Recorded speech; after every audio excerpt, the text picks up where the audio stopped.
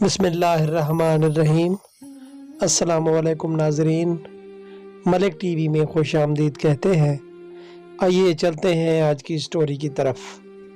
رات کے 3 بجنے والے تھے۔ مجھے آج جلدی گھر پہنچنا تھا مگر میں نہ جا سکا کیونکہ مجھے آج جیسے بھی کر کے اماں کی دوائی کے لیے پیسے جمع کرنے تھے اور 3 بجے بس اڈے میں کئی بسیں آ کر رکتی تھیں۔ اندرون سندھ اور کچھ پنجاب وغیرہ سے یہی وہ وقت تھا جب ہم رکشہ ڈرائیور اپنا منہ مانگا کرایہ وصول کیا کرتے تھے اور اس وقت مسافر آرام سے راضی بھی ہو جایا کرتے تھے۔ میں رکشے میں بیٹھا بس کا انتظار کر رہا تھا۔ کچھ ہی دیر میں ایک بس آتی دکھائی دی۔ میرے ساتھ ساتھ دوسرے رکشہ والوں نے بھی دوڑ لگائی تاکہ جلدی سے سواری مل سکے۔ کئی مسافر اترے جن میں کچھ لوگوں کو تو کوئی لینے آیا تھا اور رکشہ ٹیکسی کا انتظار کر رہے تھے۔ بھانت بھانت کے لوگ تھے۔ ان میں ایک وہ بھی تھی جس نے سفید جوڑا زیب تن کر رکھا تھا اور اپنے لمبے کالے بالوں کو ایک طرف سے آگے کر کے رکھا تھا۔ اسے دیکھ کر میں اس کی طرف بڑھا۔ میڈم کہاں جانا ہے؟ میں نے انتہائی ادب سے پوچھا تو وہ مجھے دیکھ کر مسکرائی۔ نہ جانے کیوں اسے دیکھ کر لگا کہ میں پہلے سے اسے جانتا ہوں، مگر یہ میرا وہم ہی تھا۔ بھلا وہ امیر کبیر دیکھنے والی خاتون مجھے کہاں ملی ہوگی؟ مجھے گلشن جانا ہے، وہ اپنا بیگ اٹھاتے ہوئے بولی۔ ارے آپ رہنے دیں میڈم، میں اٹھا لیتا ہوں۔ میں نے جلدی سے ان کا بھاری بیگ اٹھا کر رکشے پر رکھا اور ان کو بیٹھنے کا کہا۔ میں حیرت میں تھا کہ اس نے نہ کرائے کا پوچھا نہ کوئی بحث کی۔ وہ ایک ادا سے سوار ہوئی تھی۔ میں نے رکشہ سٹارٹ کر لیا تھا اور ان سے پتہ پوچھنے لگا۔ اس نے اپنا بلاک نمبر اور بنگلہ نمبر بتایا۔ کیا نام ہے تمہارا؟ میں منزل کی طرف گامزن اپنے خیالات میں کھویا ہوا تھا کہ اچانک اس نے پوچھا۔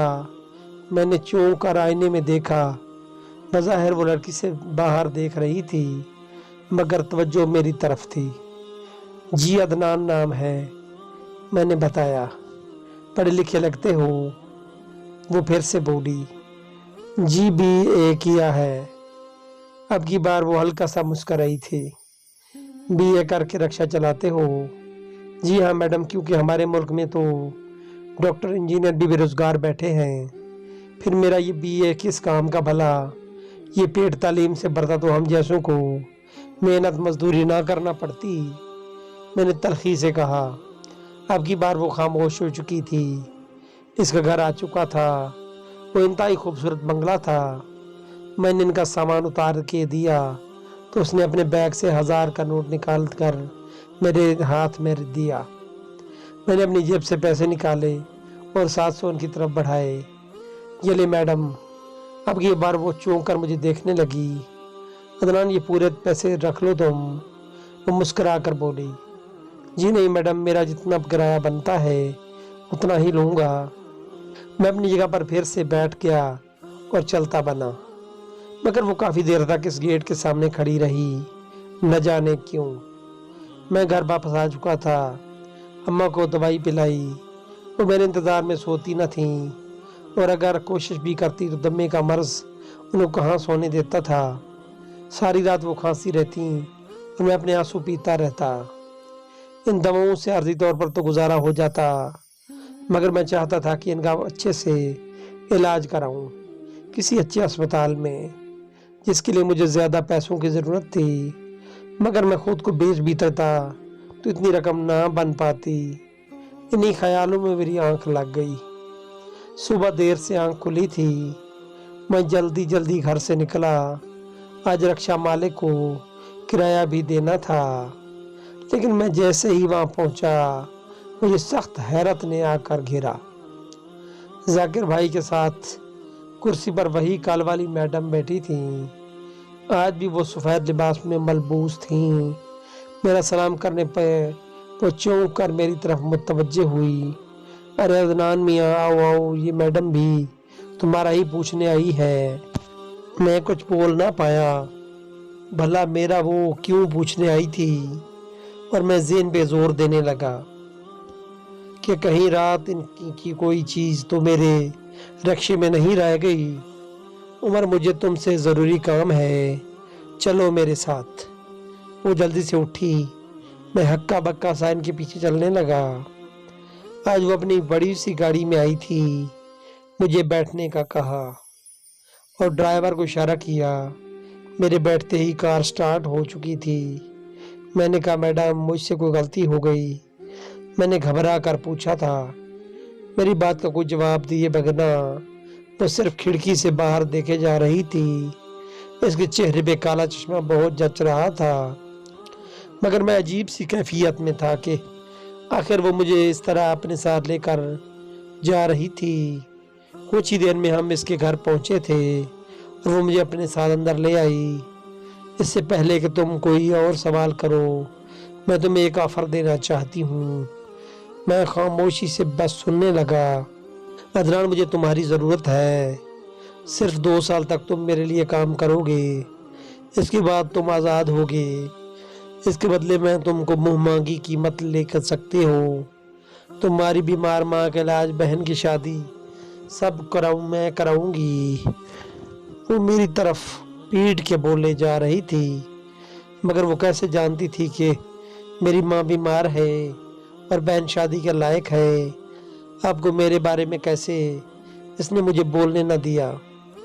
عدنان میں سب جانتی ہوں تمہارے بارے میں، اور ظاہر سی بات ہے تم سے اتنی بڑی ڈیل بنا کچھ جانے تو نہیں کر رہی۔ اب وہ میری آنکھوں میں دیکھے جا رہی تھی، لیکن مجھے کام کیا کرنا ہوگا؟ میری بات پہ وہ پر اصرار انداز میں بولی، میں تم سے کسی بھی وقت کوئی بھی کام لے سکتی ہوں اور تمہیں اور وہ کرنا ہوگا کوئی بھی کام۔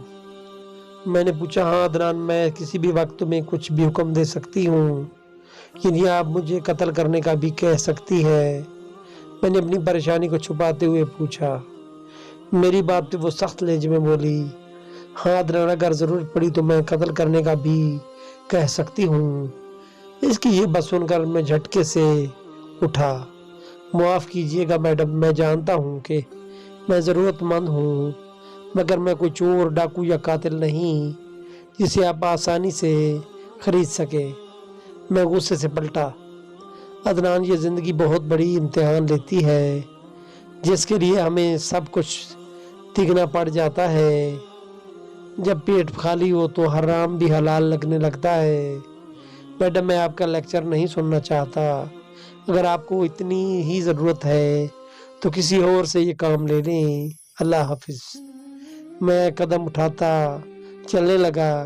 میں کل صبح کے ناشتے میں تمہارا انتظار کروں گی عدنان، وہ اونچی آواز میں بولی، مگر میں ان کی انسنی کرتا واپس آ گیا۔ میرا سر پٹکنے لگا تھا، آخر وہ کون تھی اور کیا چاہتی تھی مجھ سے؟ میں گھر واپس آ گیا، جہاں کر پوچھا تو اس نے بتایا کہ اماں بے ہوش ہو گئی تھی اور ساتھ والی خالہ کا لڑکا اسے ہسپتال لے گیا ہے۔ میرے تو پیروں تلے سے زمین نکل چکی تھی۔ نہ جانے کیسے بہن کو دلاسا دیا اور ہسپتال کی طرف بھاگا۔ اماں کے سوا گھر میں میرا دم گھٹنے میں لگتا تھا۔ اس نے تو ہم یتیم بچوں کو نہ جانے کیسے پالا تھا، دن رات محنت کر کے خود کو یہ روگ لگا لیا گیا۔ ڈاکٹر نے بتایا کہ وہ خطرے سے باہر ہیں، مگر جلد ہی آپریشن کرنا پڑے گا۔ سوچ سوچ کر میں بہت پریشان ہوا جا رہا تھا کہ کہاں سے لاؤں گا 5 لاکھ۔ جیسے رات بڑھتی جا رہی تھی مجھے بس ایک ہی خیال بار بار آ رہا تھا، صبح کا سورج جیسے نکلتا دکھائی دیا میں ہسپتال سے باہر نکل پڑا۔ کل جس سے میں اپنے منہ نہ بکنے کا دعویٰ کر کے آیا تھا، آج اسی کے گھر جا رہا ہوں۔ میں اندر آ چکا تھا، وہ ناشتے کی میز پہ بیٹھی تھی اور میں اس کے سامنے 2 چائے کے کپ پڑے تھے۔ عدنان میں تمہارا ہی انتظار کر رہی تھی۔ وہ پرسکون انداز میں چائے کا کپ بھرنے لگی۔ میں نے تھکے ہوئے لہجے میں پوچھا، آپ کو یقین تھا کہ میں آؤں گا؟ ہاں عدنان، اور میں تم سے کچھ نہیں پوچھوں گی۔ تمہاری والدہ کی آپریشن کی رقم ہسپتال میں جمع کروا دی ہے میں نے۔ اس نے بتایا کہ میں مشکور نگاہوں سے اسے دیکھنے لگا۔ اگر تم بھی نہ آتے تب بھی میں تمہاری مدد ضرور کرتی۔ اس کے بعد اس نے مجھے اماں کے آپریشن کے بعد آنے کو کہا۔ جب مجھے اس کے کام سے کہیں جانا تھا، اماں کا آپریشن ہو چکا تھا اور میں نے ایک اچھے علاقے میں کرائے پر فلیٹ لیا جہاں اماں اور سکینہ کو چھوڑ کر آیا تھا۔ میں نے ہر طرح کے کاموں کے لیے ایک لڑکا ملازم بھی رکھا تھا تاکہ سودا صرف لانے میں دشواری نہ ہو۔ اماں اور سکینہ حیرت میں تھی کہ کون سی اچھی جگہ مجھے اچانک سے مل گئی تھی کہ ہماری کایا پلٹ گئی۔ میں ان کو یہ نہیں بتا سکتا تھا کہ کتنی بڑی قیمت چکائی ہے میں نے اس سب کی۔ میڈم ماہین شاہ نے مجھے حکم دیا کہ میں پیر جلال الدین شاہ کے گاؤں جا کر ان کے خاص ملازم کی حیثیت سے رہوں اور ان کا اعتماد جیتوں۔ مجھے میڈم ماہین سے کوئی بھی سوال کرنے کی ضرورت نہ تھی۔ میں کراچی سے 5 گھنٹے کی مسافت طے کر کے پیر جلال الدین کے آستانے پر پہنچا۔ 1 ماہ کے اندر ہی میں نے جیسے بھی کر کے پیر صاحب کو یہ احساس دلا دیا تھا کہ میں ان کا سچا اور کھرا مرید ہوں۔ وہ اب مجھے ہمیشہ اپنے ساتھ رکھتے تھے۔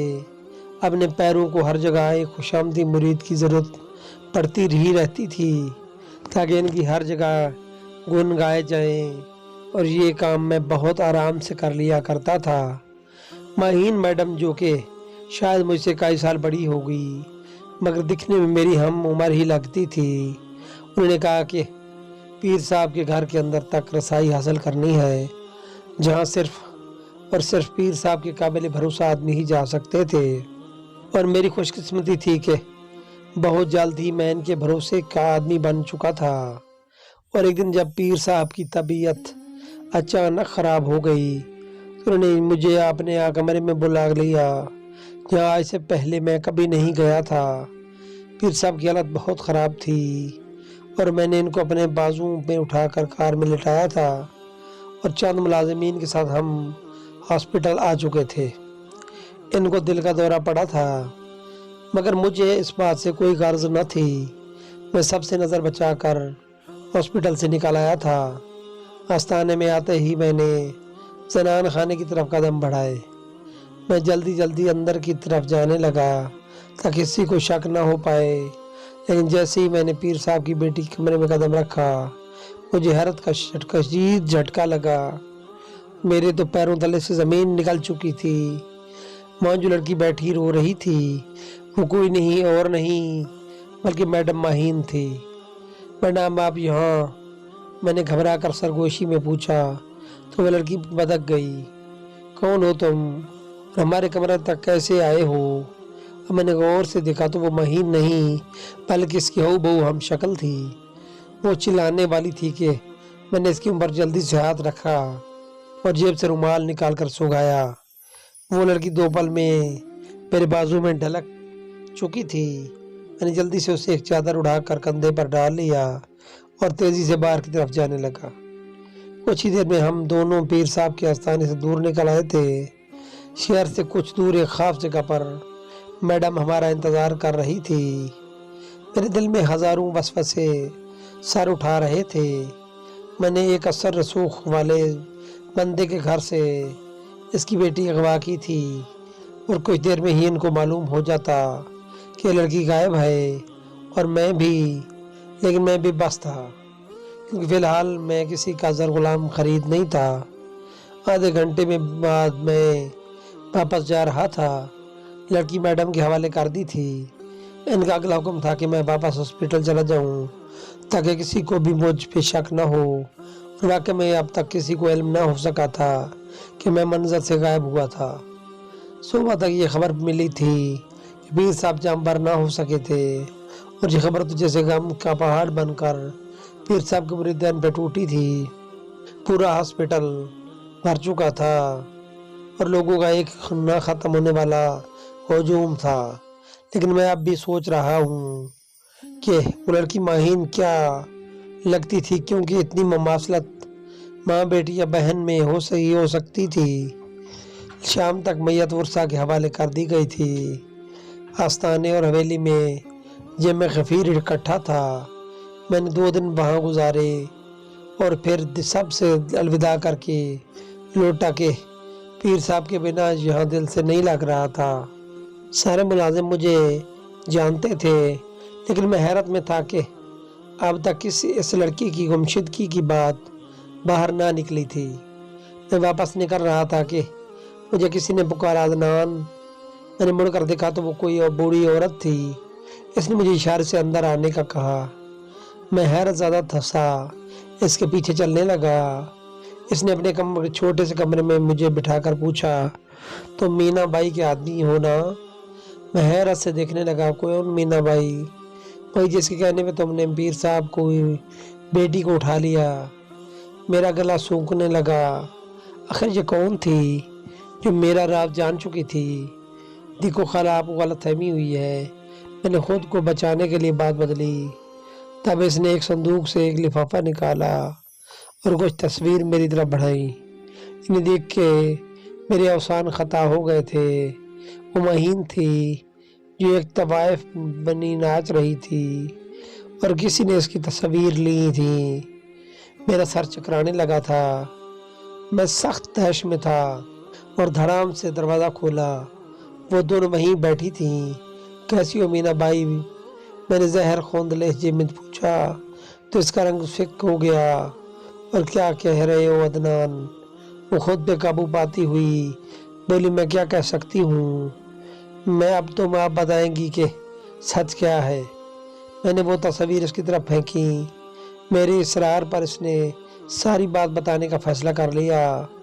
عدنان، یہ سچ ہے کہ کبھی میں مینا بائی ہوا کرتی تھی، ایک طرف جس کے پاس دور دور سے لوگ آتے تھے، مگر اس نے کسی کو ایک حد سے آگے بڑھنے نہ دیا تھا۔ لیکن پھر بھی ایک دن ایک ایسا انسان بھی آیا جو مجھے جیسے ہے کہ سچی لڑکی محبت کر بیٹھا اور اس نے مجھ سے نکاح کیا۔ میری ماں کو منہ مانگی قیمت دے کر میں مینا بائی سے مہین شاہ بنی تھی۔ جانتے ہو وہ نیک انسان کون تھا؟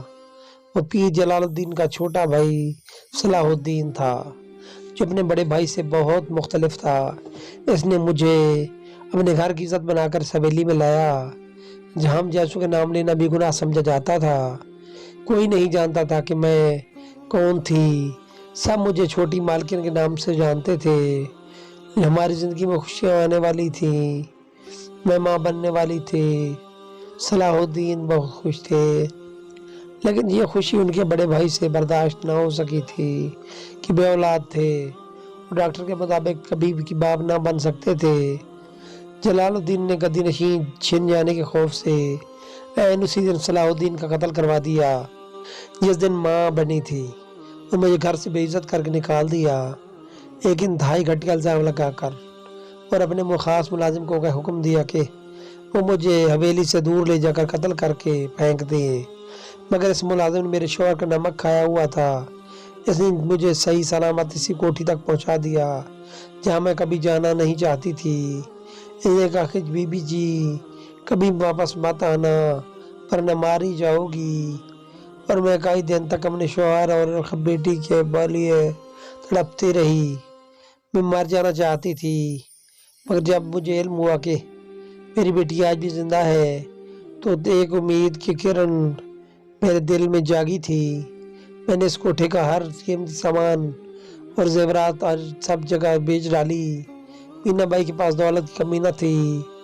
میری تجوریاں قیمتی زیورات اور نوٹوں سے بھری ہوئی تھیں۔ سب کچھ بیچ بچ کر میں یہاں پہنچ کر کراچی آ گئی تھی اور یہ گھر لیا اور اپنی پہچان بدل دی۔ میں مینا بائی سے دوبارہ مابین شاہ بن گئی۔ پھر میری ملاقات تم سے ہوئی۔ تمہیں دیکھ کر مجھے احساس ہوا کہ تم ایک سچے اور کھرے انسان ہو۔ تب میں نے تمہاری مجبوریوں کا سودا کیا اور اپنی بیٹی کو وہاں سے بازیاب کروایا، جو کہ میں باپ کے قاتل کو اپنا باپ سمجھتی تھی اب تک۔ لیکن میں نے تم سے ایک کام لینا تھا، تم اپنے شوہر کی موت کا بدلہ، مگر وہ بدلہ خدا نے لے لیا۔ وہ مردود انسان خود ہی مر گیا اور تمہارے ہاتھ اس کے ناپاک خون سے رنگ سے بچ گئے۔ جس عورت نے تمہارے بارے میں بتایا وہ اس انسان کی بیوی تھی جس کے ساتھ گھٹیا الزام لگا کر مجھے نکالا گیا تھا، اور میری شوہر کے قتل کا الزام بھی اسی کے آدمی کا سر لگایا گیا جو مجھے اپنی بہن کہتا تھا۔ میڈم نے صاف آنسو کرتے ہوئے بتا رہی تھی اور میں شرم کے مارے سر نہیں اٹھا پا رہی تھی۔ میں نے کچھ نہیں سوچ لیا تھا، ان کے بارے میں مجھے معاف کر دیں میڈم، میں نے ندامت سے کہا۔ عدنان، آج سے تم آزاد ہو۔ تم نے 2 سال کی جگہ بہت کم عرصے میں میرا کام کر دیا، لیکن میں نے تمہیں اپنی فیکٹری میں بہت اچھی جاب دینے کا فیصلہ کیا ہے، صرف اور صرف تمہاری ایمانداری کو دیکھتے ہوئے۔ ان کی بات سن کر میں تو خوشی سے کھل اٹھا۔ آپ کی بہت مہربانی میڈم، میں نے مشکور انداز میں کہا۔ وہ ہنسنے لگی۔